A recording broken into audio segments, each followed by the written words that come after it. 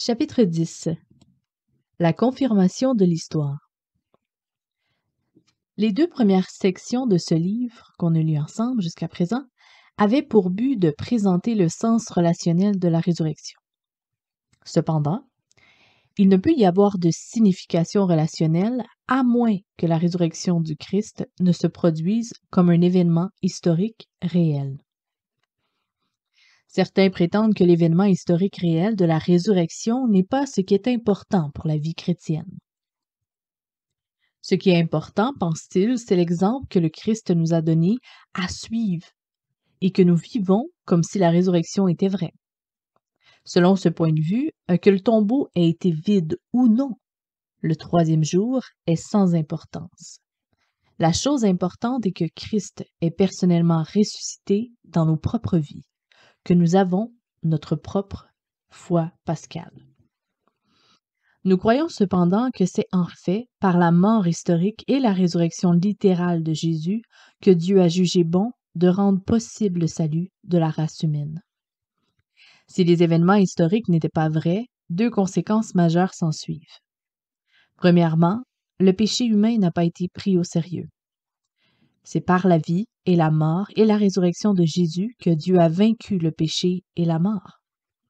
Si ces événements ne se sont pas produits, alors, comme le dit Paul, votre foi est sans valeur. Vous êtes toujours dans vos péchés. 1 Corinthiens 15, verset 17. Deuxièmement, nous n'avons plus la possibilité de restaurer la relation perdue de l'humanité avec Dieu. La valeur de la mort et de la résurrection du Christ est qu'elle supprime la barrière du péché entre l'humanité et Dieu et démontre un avenir dans lequel la mort serait vaincue et nous serons réunis avec lui dans un nouvel environnement vierge de paix et d'amour. Une partie de la valeur de l'histoire des événements est que nous pouvons voir l'amour et le pardon de Dieu sous une forme concrète. Dieu ne se contente pas de nous révéler les vérités sous forme écrite.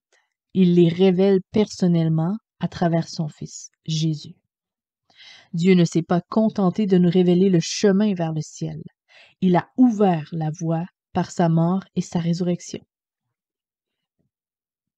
Sa mort et sa résurrection rendent possible notre vie future avec lui.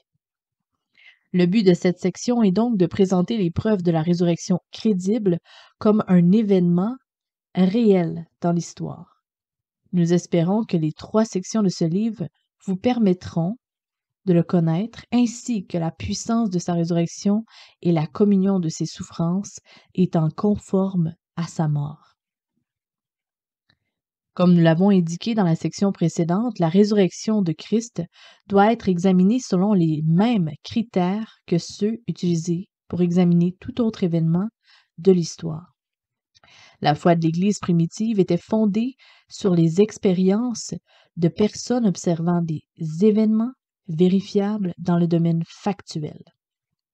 Par exemple, Luc dit: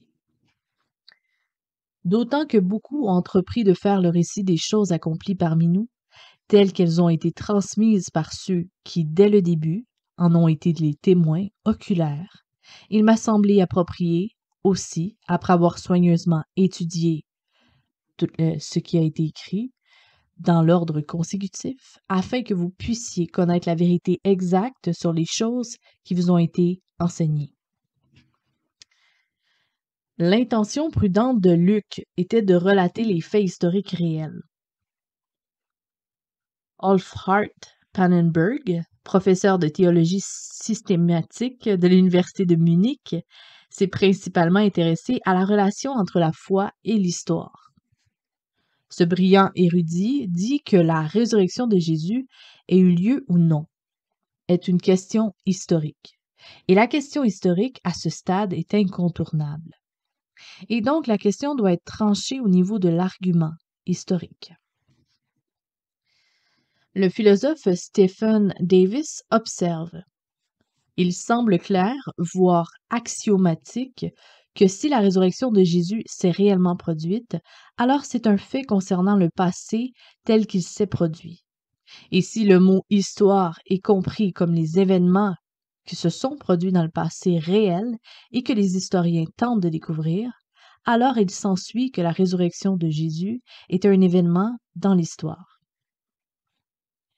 Guillaume Lane Craig explique: l'hypothèse de la résurrection est à la fois vérifiable et falsifiable. Vérifiable en prouvant l'historicité du tombeau vide, les apparitions et l'origine de la voie chrétienne. Falsifiable en réfutant ce qui précède ou en fournissant des explications naturalistes. En fait, je devrais aller jusqu'à dire qu'il n'y a pas eu un seul événement dans les récits de résurrection qui ne soit en principe historiquement vérifiable ou falsifiable. En d'autres termes, le tombeau vide, la toile de lin, les apparitions de Jésus et l'enlèvement de la grosse pierre ne sont que de simples idées dans l'esprit ou des événements de l'histoire. Par conséquent, des recherches historiques sont nécessaires pour déterminer ce qui s'est réellement passé lors de cette première Pâque.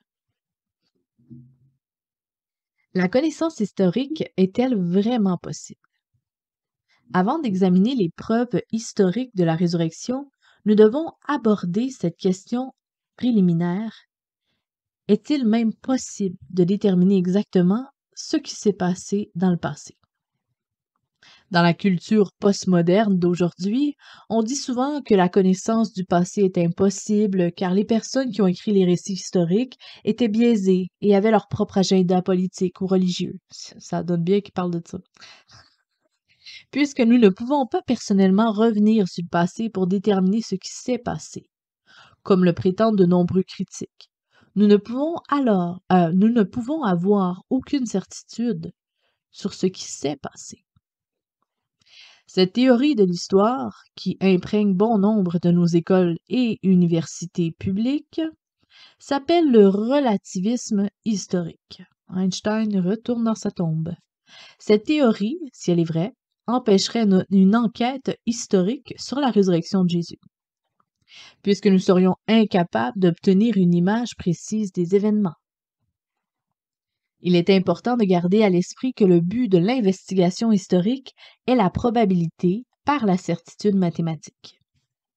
S'il est vrai qu'aucun historien ne peut avoir une certitude absolue, il ne s'ensuit pas que l'histoire soit inconnaissable. L'historien Richard Evans écrit: aucun historien ne croit vraiment à la vérité absolue de ce qu'il écrit simplement à sa vérité probable, s'il s'est efforcé d'établir en suivant les règles habituelles de la preuve. Considérons brièvement 4 accusations souvent portées par les relativistes historiques et testons leur viabilité. Allons-y. Premièrement, nous ne pouvons pas connaître les faits historiques parce qu'ils ne peuvent pas être directement observés. S'il est vrai que les faits historiques ne peuvent pas être observés, il peut néanmoins être connu avec une grande probabilité. En fait, il y a beaucoup de choses que les scientifiques croient exister parce qu'ils en déduisent leur existence, et non parce qu'ils les observent directement. Les particules subatomiques, c'est-à-dire les protons, les neutrons et les électrons, ne sont pas directement observables, mais sont déduites d'équations et de résultats de laboratoire. Les dinosaures n'ont pas été observés directement, mais leur existence est déduite des os et d'autres preuves. Deuxième point. Nous ne pouvons pas connaître les faits historiques parce qu'il y a un parti pris ou un subjectivisme de la part de la personne qui a écrit le récit original. Ce n'est pas parce qu'un historien était biaisé que son récit est faux. Il se peut encore qu'il ait correctement enregistré les événements. En fait, de nombreuses fois, les écrivains biaisés ont fait des récits historiques les plus précis de certains événements. Il a été souligné que les scientifiques sont également sensibles aux biais, mais cela ne les a pas amenés à conclure que leurs propres comptes rendus de résultats expérimentaux ne sont pas dignes de confiance. Idéalement, nous voudrions que les écrivains soient impartiaux, mais ils doivent également s'intéresser suffisamment à un sujet un sujet pour vouloir écrire sur un sujet. Dans le cas des disciples, même s'ils étaient partiaux, il est clair qu'ils étaient soucieux de rapporter la vérité. Cela est plus évident par leur volonté de suivre les faits, mais si cela les jette sous un jour négatif, Wright observe, il faut affirmer avec force que découvrir qu'un écrivain particulier a un parti pris ne nous dit absolument rien sur la valeur de l'information qu'il ou elle présente. Cela nous demande simplement d'être conscients du parti pris, et du nôtre d'ailleurs, parce qu'on a toujours un parti pris nous-mêmes, et d'évaluer le matériel en fonction d'autant de sources que possible. Troisièmement, nous ne pouvons pas connaître les faits historiques car les historiens sont naturellement conditionnés par la culture dans laquelle ils vivent. S'il est vrai que la perspective d'un historien sera colorée par les hypothèses de sa culture, il en va de même pour n'importe quel domaine de la connaissance, n'est-ce pas? S'il n'est pas possible de savoir quelque chose parce que cela a été rapporté par une personne culturellement conditionnée, alors toute connaissance serait impossible, car il n'y a personne qui ne soit culturellement conditionné pour apporter les faits objectivement. Puisque nous avons des connaissances, nous ne devons pas complètement conditionner. Je sais pas, il manque un mot, je m'excuse. Nous sommes conditionnés pour apporter des faits objectifs. Bon, on va passer au 4e point, navré. Il manquait un élément important, puis je voudrais pas dire des bêtises. Donc, on va passer au 4e point. Nous ne pouvons pas connaître les faits historiques parce que les récits historiques sont basés sur des preuves fragmentaires et des faits sélectifs. Mais encore une fois, tous les domaines de la connaissance ont les mêmes contraintes. Ils sont également basés sur des preuves partielles et leurs théories sont construites par des personnes qui ont été sélectives dans les faits qu'elles considèrent, comme l'idéologie sous toutes ses formes, n'est-ce pas? Michael Licona note: étant donné que les données nous parviennent pour la plupart fragmentées, un récit exhaustif ou même complet est inaccessible.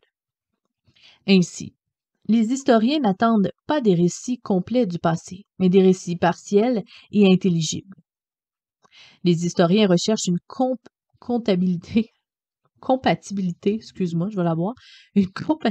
adéquate des données là où ils ont raison, même si ce n'est pas dans un sens exhaustif. Alors que le relativisme historique est une philosophie populaire, il n'y a pas de raison suffisante pour conclure que la connaissance historique est impossible. En ce qui concerne la connaissance de l'histoire, le docteur Norman Geisler a conclu: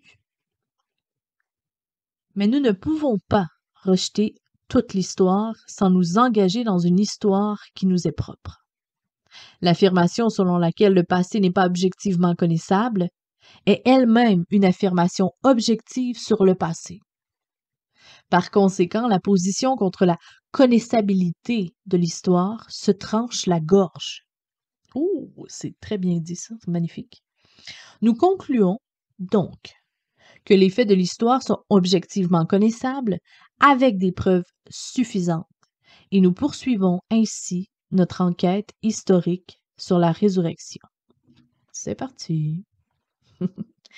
Preuves suffisantes nécessaires. Les preuves de la mort et de la résurrection de Jésus doivent être abordées avec un esprit honnête, juste et ouvert. Bien que nous ayons, nous aussi, nos propres idées et conclusions préconçues sur la question, nous ne devons pas laisser l'enquête à être faussée. Laissons les preuves parler d'elles-mêmes.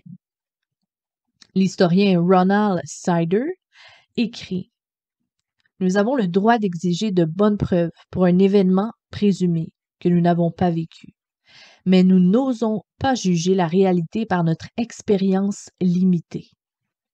Et je suggérerais que nous avons de bonnes preuves de la résurrection de Jésus de Nazareth.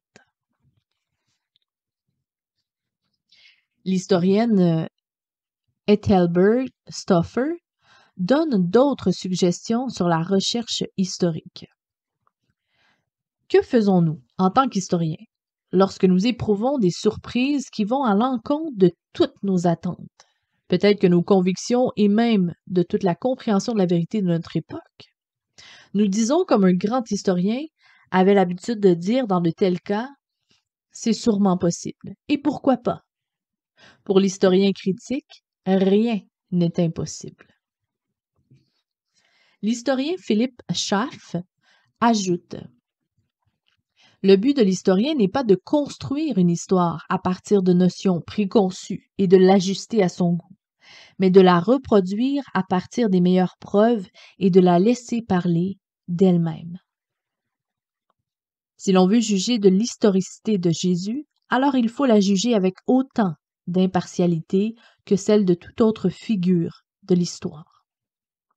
Le regretté Dr. F. F. Bruce, professeur à l'Université de Manchester en Angleterre, a témoigné que l'historicité du Christ est aussi axiomatique pour un historien impartial que l'historicité de Jules César. Ce ne sont pas les historiens qui propagent les théories du mythe du Christ.